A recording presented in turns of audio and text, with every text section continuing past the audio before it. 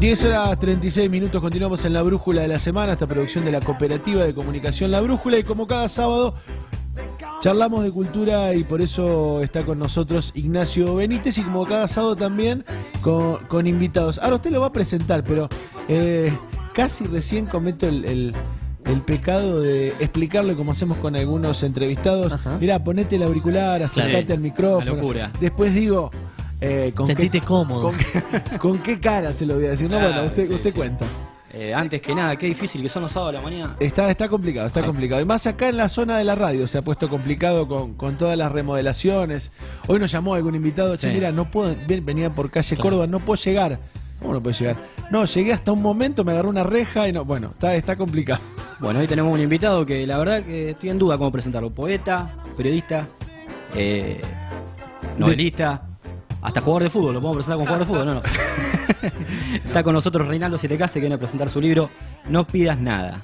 ¿Qué tal, Reinaldo? Muchas gracias, contento porque estoy conociendo una nueva radio que no conocía, está muy bien, felicito. A mí me alegra mucho, o sea que me gusta tanto la radio, que de pronto ver emprendimientos nuevos de estas características me pone contento. Se puede, habla de la multiplicidad de medios, ¿no? Claro. Que a veces, bueno, vos las podés proponer por ley, pero si la gente después no la asume, no la hace, no arriesga, porque en el fondo siempre es un riesgo, ¿no? Sí.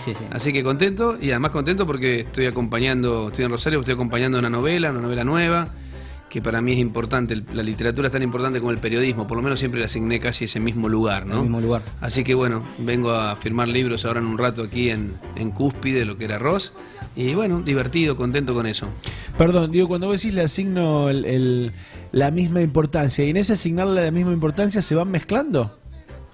Digo, cuando vos pensás en tu obra, digo, se van mezclando, uno encuentra la novela con rasgos de periodismo y el periodismo medio novelado, o los mantenés igual en carriles separados. No, son carriles separados, pero evidentemente una cosa está impregnada por la otra. A ver, yo suelo decir en broma que son como la bella y la bestia, ¿no? Literatura y periodismo, y que se juntan, copulan, y a veces tienen hijos bellos y a veces monstruosos. Cuando uno hace periodismo, el anclaje, el contrato con el lector, con el oyente, en este caso con nosotros o con el que nos está mirando por la compu, es la verdad. O sea, si hablamos de periodismo, hablamos de política o de actualidad, o yo les cuento alguna historia, o ustedes me cuentan algún informe de por qué está Rosario tan enquilombada, el contrato es la verdad. O sea, todos están escuchándonos pensando que aún con nuestra mirada subjetiva contamos la verdad.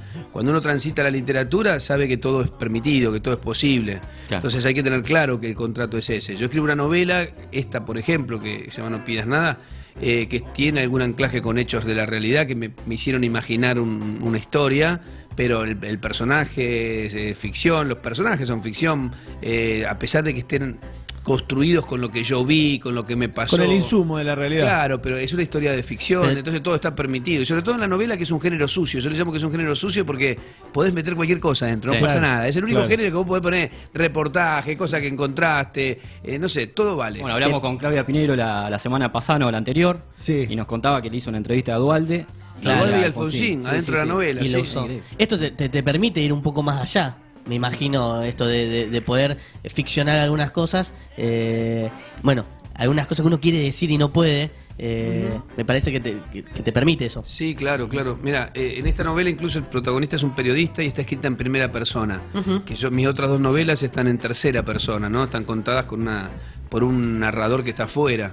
Y a pesar de que las dos tienen también anclaje en hechos reales, la primera en un hecho aquí en Rosario, que es un crimen argentino que tiene que ver con creo que el más célebre homicidio de la historia policial de Santa Fe, que es el asesinato de un empresario. Que se está reeditando ese libro también. Se reedita este mes, sí, porque está agotado ese libro, está editado en la edición original, en bolsillo, y yo lo había parado porque como todavía no sabía qué iba a hacer, ahora se editaron las dos novelas juntas. Lo que pasa es que estamos promocionando una, porque si no la gente va a un crimen argentino, que se vendió muchísimo, y acá se vendió de manera increíble porque es una historia de acá de Santa Fe, ¿no? Es la disolución de un empresario en ácido sulfúrico. Pero a pesar de eso sigue siendo ficción. Te decía, mira, esta novela, ¿cómo surgió? Leí en una revista cultural una nota de Eugenia Sicabo que hablaba de suicidios de militares. Pero ¿cómo yo, que estoy haciendo periodismo, no me enteré de esto? Y lo tomaba tangencialmente, lo usaba para explicar algo, ¿no? Ya ni me acuerdo, tendría que buscarla, ¿no? Lo que escribió ella. Era muy cortita la nota. Me puse a averiguar y efectivamente había 5 o 6 suicidios de militares, algunos forzados. Que se habían dado medio en un corto lapso. ¿Por qué llamaba la Rarísimos. atención? Y uno con cianuro, Claro. y te das cuenta que en varios de los casos habían sido suicidios propiciados. ¿Sí? Claro, Para que te claro, entren claro. cianuro, el de Febrés, me acuerdo del cianuro, que te den cianuro en un lugar, estás detenido, Campo Claro, de Mayo. claro. Claro. Entonces, qué cosa más extraña. Empecé a averiguar lo que pude y no daba para mucho más que, evidentemente, en algunos casos eran Sospechar. suicidios ayudados por alguien, la familia o por alguien, ¿no? Tipo que a lo mejor, por lo que sea, se deciden suicidarse. Y me pareció alucinante la historia. Digo, yo tengo que contar esto. Ahora, contarlo en una nota periodística me daba como pobreza. Digo, Sí. Bueno, y se me ocurrió, nada, armar una especie de logia que los suicidaba o que los ayudaba a suicidar o a fugarse, porque hay 150 represores prófugos en Argentina. Es casi un dato que no se habla. Es decir, darle una solución literaria Claro, claro. a un hecho real. Y ahí metí a un periodista que tiene como característica particular un gran desencanto con la profesión, que es un poco lo que me pasa a mí, esta mirada desencantada que funciona también en el policial, por cierto, metido en una trama media extraña de... Hay 2 tramas en realidad, ¿no? 2 Sí. tramas. Hay 2 tramas paralelas, sí, Dos sí. tramas paralelas. Sí, está Y- esta del periodista. Y la de Márquez, que aparece de Exacto. nuevo, un personaje que ya apareció en la novela anterior, un crimen argentino, y en ¿Y cuánto hay que matar, no? ¿Y a cuántos hay que matar? Es un personaje que yo vengo trayendo. En realidad se me instala, me siento a escribir y me aparece Márquez. ¿Qué haces acá otra ¿Qué hace vez? de nuevo acá? Vos sabés que con los personajes tienen alguna independencia. Pasá, tomate unos mates y Es quedate. que lo hice claro. entrar y funcionaba perfecto. Entonces me permitió hacer algo que no quiero spoilear la novela, pero me permitió hacer algo que quería hacer desde hace mucho tiempo, un hecho que no pasa en la realidad y que yo quería pasar en la ficción. Y Por lo menos digamos que se hace querible el personaje acá en este libro un poco. claro, es el asesino en primera novela. Claro. Es más, y dijo, y yo le hago continuar, mi primera novela del 2012 publicó. Le hago, ya está más grande, le acumulo Claro. los años que tenía, pasaron los años para él también, para mí, para él.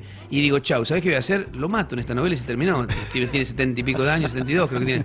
Digo, ya está, lo mato. Y no lo pude No matar. pudo matar. No pudiste No matar. lo pude matar. Tiene la contradicción como la que escribe Harry Potter.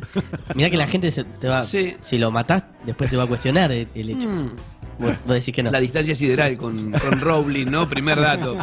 Primer dato. O sea, la preocupación acá sería de unos pocos. Pero, no, la gente lee y se divierte. Ayer Ernesto Tenema me decía que estaba muy molesto con un hecho que pasa, la muerte Sí. de un personaje. Muy molesto. Es duro Le esa había parte, sí. molestado. Muy molesto, Uno no lo sí. espera. Sí. Y digo, pero qué lindo lo que me decís, que la literatura a mí me pasa a veces, Sí. levanto y digo, ¿por qué este tipo hizo esto? ¿Entendés? O un personaje que hace algo que uno no quiere, ¿viste? O que no espera. Pero por otro lado, creo que el secreto de la narrativa son estos giros inesperados, ¿no? Estos juegos. No, pero a la vez me parece que es una señal de que funciona a nivel novela, ¿no? Digo, porque uno lo que espera ahí es creérselo. Me quedé pensando cuando vos decías al principio del contrato de la Lectura. verdad y la ficción. Sí. Es así, pero en un punto uno necesita creer, por lo menos mientras tiene el libro abierto. Después quizás cuando lo cierras decís, bueno, esto era una novela, hasta acá llegué, pero digo, necesita creer Sí, lo que está leyendo. pero eso que decís vos que está bueno para comentarlo es el verosímil, o sea, que sea verosímil la novela, aún una novela de ciencia ficción. Claro. Tiene que ser verosímil. Mira, yo hace poco vi, se las recomiendo, no sé si vino acá, la película El Bar de Alex de la Iglesia. No la vi, ¿no? Bueno, está ambientada en un pequeño bar de una esquina en Madrid. Todo pasa en el bar. Es un delirio impresionante, pero vos todo el tiempo... es un delirio, ¿eh? Un delirio del... No a sé. lo Alex de la Iglesia. Sí, exactamente. Pero sin embargo, yo decía, qué maravilla, el verosímil es tan potente. Vos te, Claro. te crees todo. Te enojás, te matás de la risa, te impresionás. Claro. Es muy fuerte. Yo digo, ese es el secreto, que vos creas en lo que te están contando, pero lo creas como se crea un cuento, o sea, con toda la seriedad. Te estoy contando una historia, te la voy a contar bien, y en el caso del policial, el verosímil es clave, porque si vos no te crees lo que está pasando, lo dejás. Un policial Lo que dejás. se empieza a caer, que vos Sí. te cuentas esto está forzado. Por eso es muy importante. Y Vos aquí- pensás cómo se dio cuenta el tipo. Claro. Mirá si Claro. se va a dar cuenta. Exacto, no tenía no te, ninguna no te- pista. no te empiezas a cerrar y vos decís, Claro. pará un poquito. Sí, sí. Y te desencantás con la novela. Vos decías el periodismo y la literatura. Lo que sí me aporta el periodismo, por lo menos cuando yo escribo ficción, es que tengo una gimnasia grande de búsqueda de datos, de averiguar. Entonces creo que construyo... De construir, claro. Claro, el verosímil me ayuda mucho. Qué sé yo estuve en Brasil, la novela transita una gran parte en Brasil. Y bueno, yo conozco las favelas, me metí en centros espiritistas, porque hay una escena de centro espiritista, voy, lo miro. La podés escribir igual sin ir, la podés escribir igual. Pero está bueno si lo conocés. Yo tengo el ejercicio ese periodístico de decir, claro, claro. a ver cómo es esto, cómo son, cómo funciona.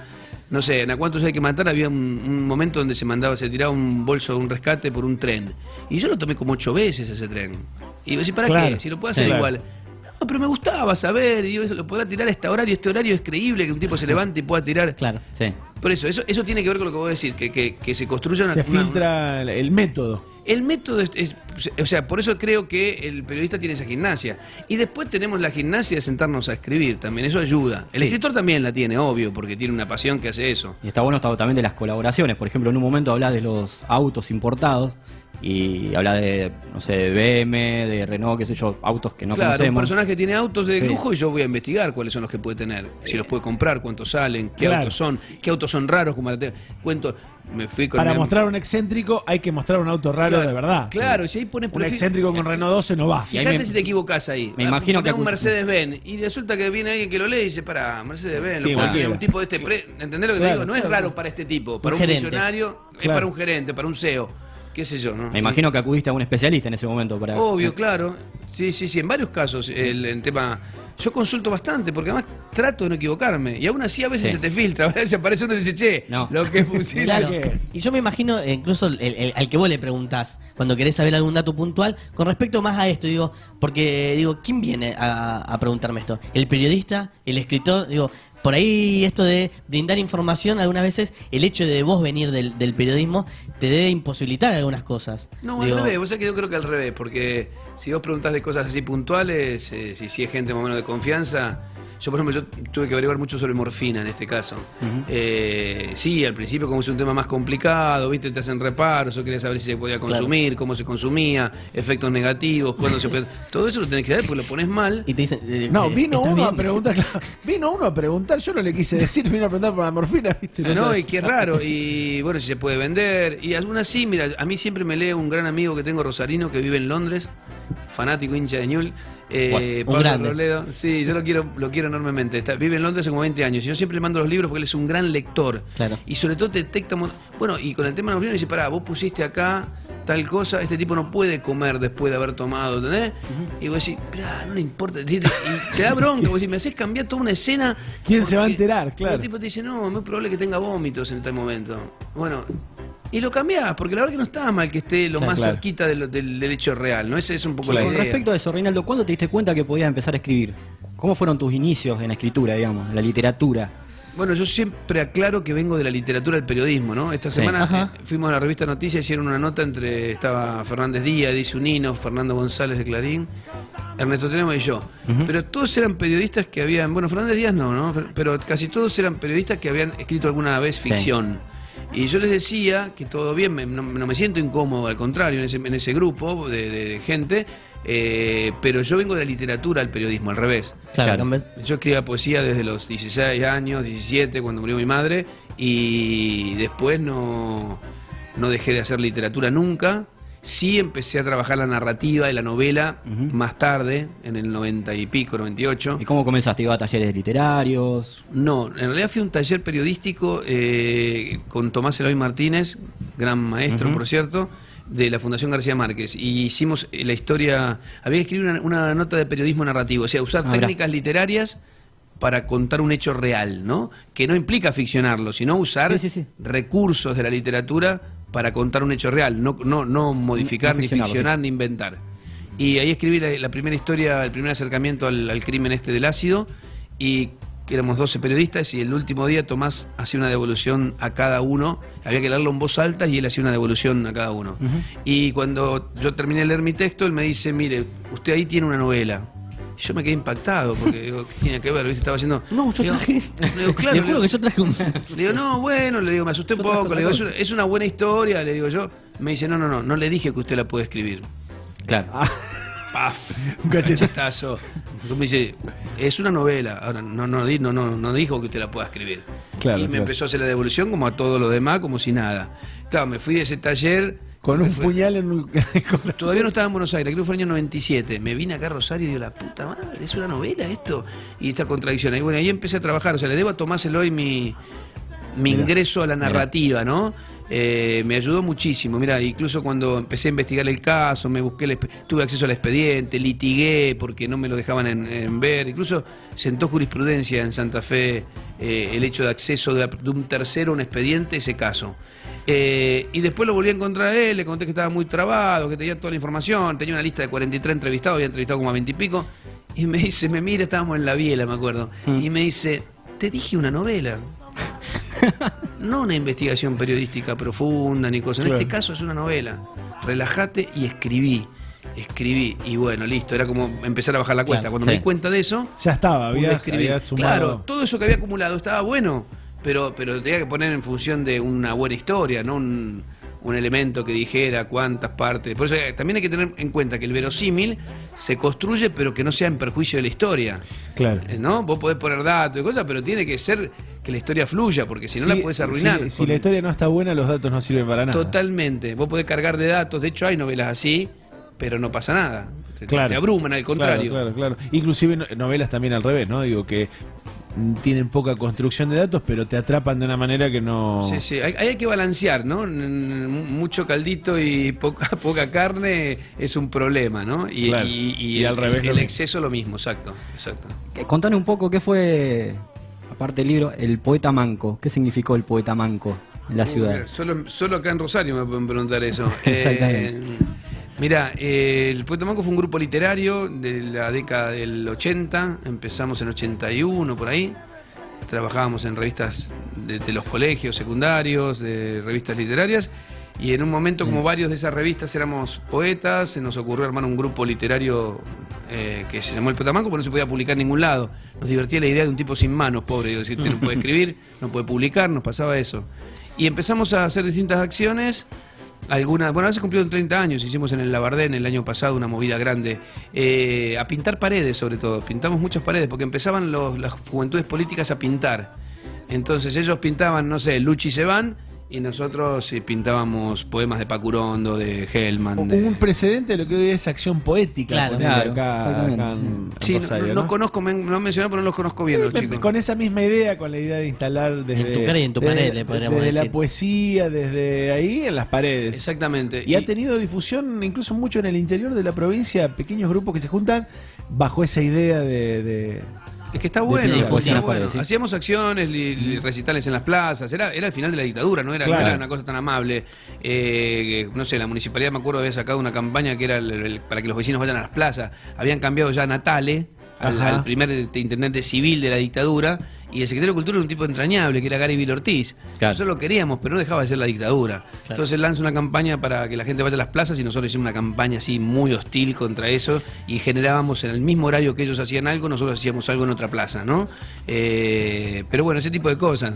desde ahí. Desde ahí sí, o acciones sobre los medios de comunicación, hemos hecho algunas cosas de empapelar entero frentes de medios de comunicación con diarios, sí, los tapamos enteros. Bueno, pero era un momento que ya había un poquito de apertura, y desde la literatura, bueno, el grupo editaba una revista, pero no era solo una revista, claro. Era un movimiento. ¿Fuiste el único que se mantuvo en la escritura e incluso en la posibilidad de escribir? Porque eso también pasa, no solamente escribir, sino tener la posibilidad de poder publicar.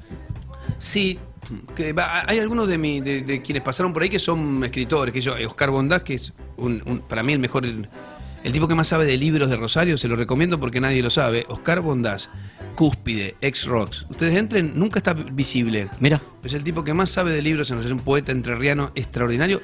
Y la cabeza es una rocola de libros. O sea, claro. Puedes preguntar, che, estuve buscando un libro acá, y te dice, sí, lo tuvimos en el año tal, pero sabe todo. Él sigue escribiendo, es más, estoy yo tratando de que se edite un libro de él que es maravilloso sobre el río Paraná. Bien. Estoy ahora en Buenos Aires moviéndome a ver si interesa algún editor. Y algunos más también han quedado. ¿Vicky Lobel participaba? ¿Vicky Lobel? No, Vicky Lobel, ellos eran más grandes, estaban en la movida de herramientas, el Vasco Uribe, Dana, claro. Diz. Ellos son como una generación, un escalón más arriba. Estábamos en contacto con ellos, pero eran como los más grandes, ¿no? En aquel momento, no más, 5, 6, 7 años, pero nos diferenciaba ese rango, ¿no? Pero sí, algunos escribieron. Lo que pasa es que yo después hice periodismo, claro. Que en ese momento ni soñaba con el periodismo. Yo estaba haciendo revistas literarias, no era mi idea. Yo entré en ciencia económica, no me interesaba. Claro. Pero después, bueno, en un momento me cayó la ficha y dije, pará, lo menos nocivo para mi cabeza, para mi vida es el periodismo. Es el periodismo. Pero hoy dijiste, digo, esto de que estás en el desencanto del periodismo. Sí. En el momento del desencanto. En aquel momento te desencantaste de la literatura. Sería, y caíste al periodismo y ahora te está pasando a la inversa. No, de la literatura no me desencanté nunca, porque siempre fui un lector muy, muy ávido, así que en realidad uno siempre recae en esa frase de Borges que cuando le dices cómo se define, dice soy un lector. Bueno, ¿por qué? Porque ama tanto la literatura que leer es lo más lindo que hay, Claro. y yo leo cosas 1000 veces Claro. mejores que las mías, entonces leo, primero leo. Nunca me desencanté. Lo que sí me di cuenta en aquel momento es que el periodismo era un lugar amable, interesante, que se podía escribir. Yo trabajé en una imprenta, en un banco, en una metalúrgica, es decir, hasta que me di cuenta que podía llegar a vivir el periodismo y bueno, tuve suerte, creo, un poco de suerte, que hay que tener siempre en la vida, de poder, una vez que recalé en los medios, quedarme ahí. Sí. ¿Por qué? Porque es mucho, insisto, es mucho más cercano que otros laburos, pero es un oficio que también que me encanta el periodismo, que tiene que ver con escribir, con contar. Mira, la raíz común es la misma, es contar. Claro. Contar y que te historias, presten sí. atención y entretener, es decir, ese tronco común me permitió hacer las dos cosas, ¿no? Lo vamos a dejar ir. Vamos a dejar ir, que él tiene que ir a las 11 a Sí. firmar libros. Da para Porque charlar tiene- igual. Sí. Pero Ya haremos otra, hablamos de seguramente. periodismo, de actualidad. Queríamos de- hablar incluso Sí, de, sí. de- Ya vamos del a hacer periodismo. una más de periodismo. Vamos a hacer Sí, una. claro, cuando yo esté vengo, Rosario. mira, cada 15 días, cada 3 Bueno, semanas estoy acá. Dale, Así que hacemos me el avisan. compromiso. Dale. Muchas gracias por venir, Reinaldo. No, a Está ustedes. filmado el compromiso. Bueno, no, pero no hay problema, claro que sí. ¿Por qué no? Dale. ¿Por qué no? Lo hacemos sin duda. Además, sí le aviso a los que están escuchando y les interesa, el 19 de agosto lo voy a presentar al libro. No voy a presentar en Buenos Aires, decidí presentarlo mirá acá qué porque... bueno.